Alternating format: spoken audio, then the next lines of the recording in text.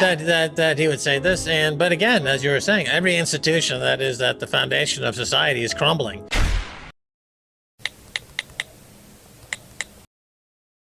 Do here. None of these words mean anything. Custodian bank, it doesn't mean anything. Prime Trust, of course, it's totally untrustworthy.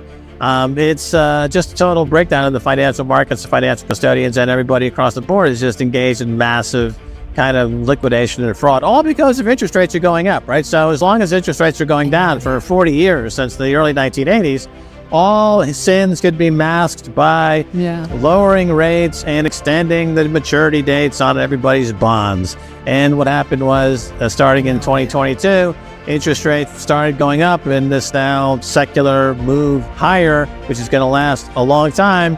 And you can't taper a Ponzi scheme. So all of the bad apples are now being exposed, and they're all contagiously connected to each other. And so this is just going to keep going, and banks are still in jeopardy, and we're nowhere near the end of this cycle.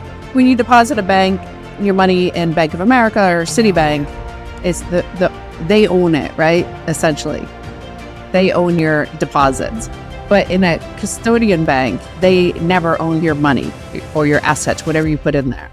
Yeah, that's according to Investopedia, what is a custodian bank? It's a financial institution that holds customer securities for safekeeping to prevent them from being stolen or lost. The custodian may hold stocks, bonds, or other assets in electronic or physical form on behalf of its customers. Often a custodian bank does not more than provide asset protection. It does a few extra services, but yeah, it's basically like glorified, safe deposit box. It's custodian. They are custodians, and there's a definition of custodian. So the Prime Trust, which is a custodian bank, it turns out that they were like wildly speculating, committing all kinds of crazy stuff. Well, they were trying to cover up the loss of funds. So they're supposed to custody your assets, and they were custodying Bitcoin from many Bitcoin companies, including Swan, including Strike, including like loads of big companies in the past year. And then they started to get pulled from state by state, Texas, North Carolina, and then Connecticut. And Connecticut they actually wanted Prime Trust to liquidate the customer assets, which is weird. But the other thing I saw that was bizarre that I didn't know is I saw somebody tweet a quote from Gary Gensler, who had spoken about these crypto custodian banks in, I think it was Congress in testimony over the past 2 or 3 years.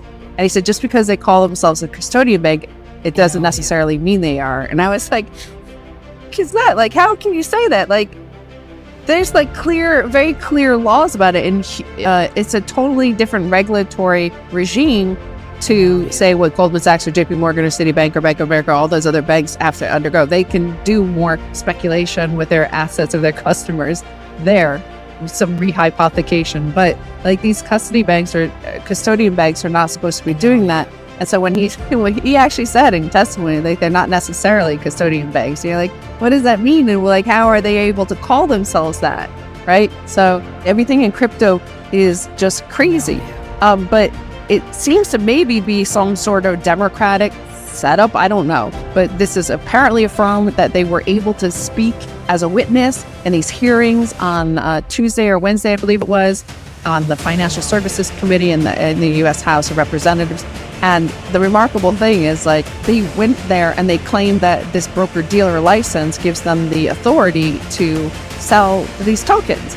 And everybody, of course, all the Bitcoiners in the world and everybody who has any sense to their name or know what a broker-dealer license means, just because you have a broker-dealer license, you can't sell unregistered securities. The security itself still has to register. They mentioned that they could sell Ethereum, which they say is a security. And it's Ethereum would have to register as a security. You can't just sell an unregistered security. It's but it's so weird that the Democrats called this guy as proof that all these other companies can register, the law is already there. They don't need to change the law like many are advocating. We need some regulatory clarity and stuff like this. They're saying, no, they'll see these guys registered and they're able to do it. Yeah, because I'm a vegetable seller at the supermarket and I've got this goat here and I'm going to sell it as a tomato because I'm a vegetable seller and whatever I sell is a vegetable. Yeah, that's right? good. So if I'm an exchange, I have a broker-dealer license. Yeah. I have this can of dog food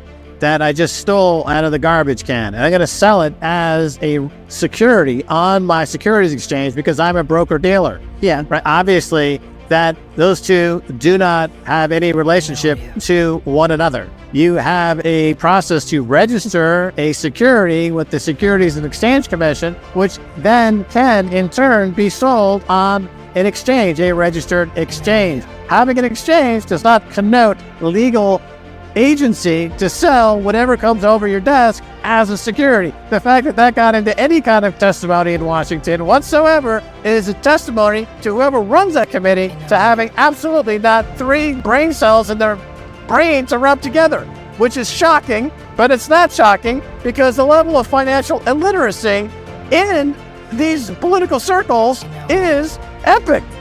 It's like they're repudiating the whole Industrial Revolution. You know, part of the Industrial Revolution was to create uniformity in size of things like nuts and bolts and tools, so you could create an assembly line and then create mass-produced objects and cars and things for consumers to buy. But, you know, here in the securities industry, in the financial world, they're saying that everybody has their own definition of what a security is. Yeah. And there is no uniformity. There's no rules, actually. And so we're just going to all flog these things like a vast open bazaar where there's total chaos. And then we're going to say that that somehow is tantamount to capitalism. No, it's tantamount to absolute chaos.